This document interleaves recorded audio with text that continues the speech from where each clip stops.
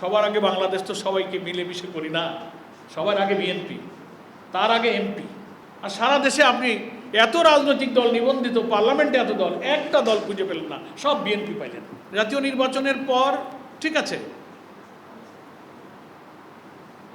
City কর্পোরেশনগুলো শূন্য, জেলা পরিষদ, বিভিন্ন জায়গায় আপনার স্থানীয় নির্বাচন দিতে পারতেন।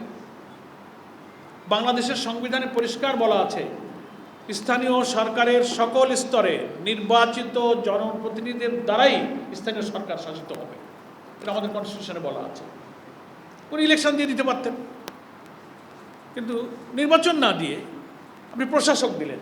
প্রশাসক তো ছিলই, এই যে সব সিটি কর্পোরেশনের প্রশাসক একজন ছিল, সেটাকে সরাই দিয়ে আপনি আবার দলীয় লোকজন দিলেন। আর সারা দেশে আপনি এত রাজনৈতিক দল নিবন্ধিত, পার্লামেন্টে এত দল, একটা দল খুঁজে পেলেন না, সব বিএনপি পাইলেন। ঠিক আছে না, ইলেকশন দেবো, তার আগে আমরা সবাই মিলে দিচ্ছি যখন তখন, সবার আগে বাংলাদেশ তো সবাইকে মিলেমিশে করি না, সবার আগে বিএনপি, তার আগে এমপি। এগুলো হচ্ছে ৩১ দফার ৯ম দফায় ঘোষিত সংকীর্ণ রাজনৈতিক দলীয়করণের ঊর্ধ্বে উঠিয়া। এটা আপনাদেরকে রেফার করলাম।